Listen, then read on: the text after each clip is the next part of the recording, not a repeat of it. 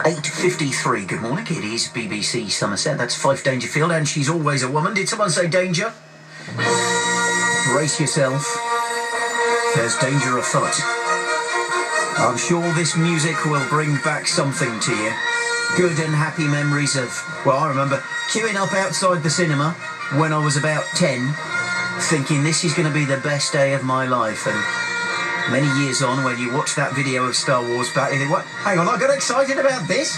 But the world has moved on. However, we're still frightened to death by the thought of a man with asthma and a big dark suit, an evil overlord from the dark side.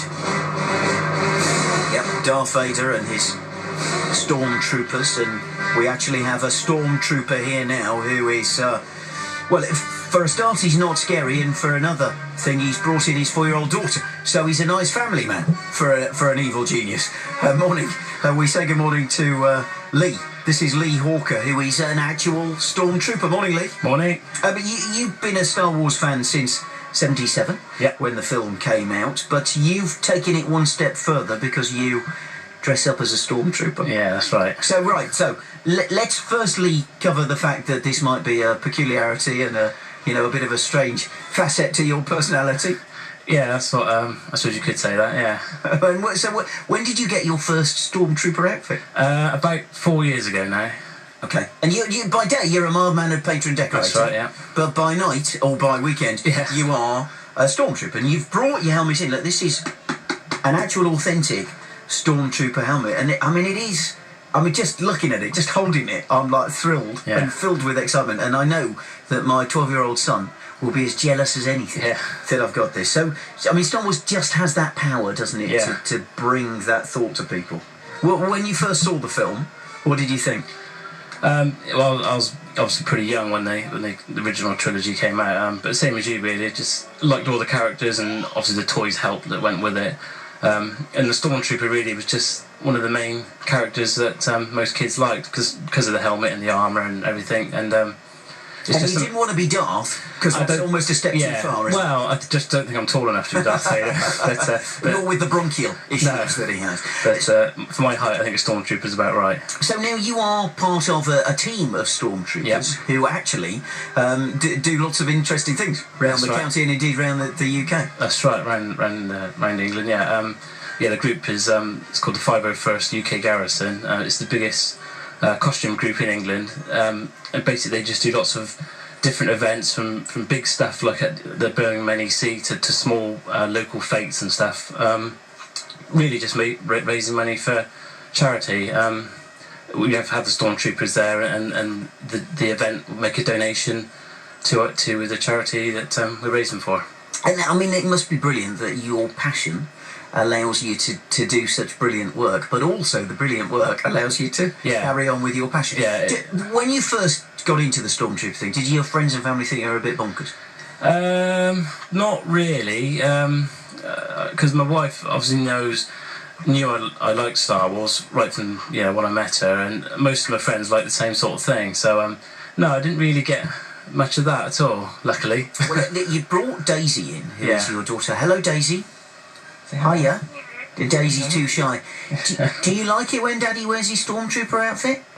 Yeah. No, not frightening, not scary. Just a little bit. A bit, yeah. But and I mean, that's the thing, is it? When you go out to fetes and the big events, there is kind of like there's excitement, but it is a bit of fear too, because I mean they are big outfits. Yeah. Some kids are scared of it. Obviously, our 3 kids aren't at all, because they've. It's normal. She's been born, she's seen me dressing up in these funny suits, so they don't worry about it at all. But yes, the odd kid you'll get crying now and again at a fete or something, but most of them are alright. And I mean, the whole phone phenomenon of pictures and stuff, you must now be only able to walk like 3 paces before you stopped and another picture is taken. That's the normal thing, that is. We might be at a big event and it might be like time for lunch, but just to get from wherever you are to the lunch area can take forever, because you're stopping every 2 foot for a photo, With sci-fi in particular, there is a sort of a special generation of fans who will go to conventions all up and down the world, and these are massive conventions, and you've had the pleasure of being at some of those, haven't you? Yep. that's basically how it all started for me. I started going to these small conventions over in Essex, saw these people dressed up in these stormtrooper suits, and that's basically what gave me the idea. And these events have just got bigger and bigger now. And like I said, the one at the Birmingham NEC is quite a big one. In 2007, they had a really big one, a Star Wars convention in London. That's about the biggest one we've ever been to. And they just carry on like that, really. And have you met any of the Star Wars? Yeah, I've met almost all of the main cast, apart from Harrison Ford. Oh, okay. Yeah. And mind you, he comes across when he's interviewed as being quite quiet and withdrawn, doesn't he? Does, so yeah. probably he wouldn't be the most interesting person to bump into. So who was your favourite? Probably Carrie Fisher. Princess Leia. Yeah, I've seen her a couple of times, and she was really friendly. And the first time we met her, actually, my wife was about 7 months pregnant with our first baby, and she was so friendly that talking to my wife, and when we found out that the baby was due in the same month as Carrie Fisher's birthday. So after we met her, we said if we have a girl, we'll call her Carrie, and that's what happened in the end. Oh, fantastic. Yeah. And did you get a sense of, obviously we as fans are very proud of the films and we love them. When you are associated with something that successful, you can see why you would, as time goes by, perhaps want to distance yourself a bit from it. Do you get a sense that, like Carrie Fisher, is still very proud of the Star Wars thing? Because she's gone on to do so many other things. Yeah, I think there is that. Some people love it and are happy to talk about it, and then other people you just seem a bit grumpy and are doing it just because they're being paid to do it, if you know what I mean. You know, that they'd rather get it done and then just talk about something else. So have you had any disappointments?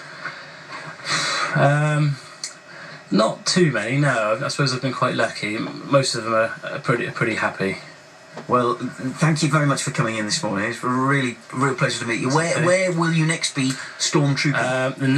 The next main event I've got planned is at the Birmingham NEC, and that's at the end of March. I think it's the 26th of March, and that's about the biggest gathering of the UK Garrison members that there is, and should be sort of between 70 and 100 members there. Oh, fantastic. So how many other stormtroopers in Somerset are there? I think there's about 10 altogether.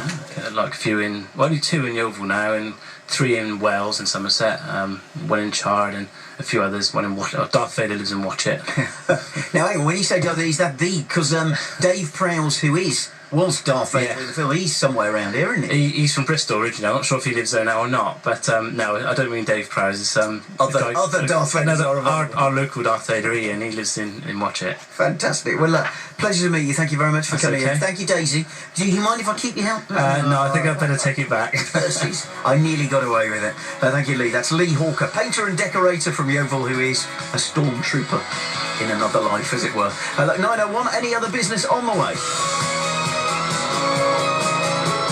Live from where you live. BBC Somerset.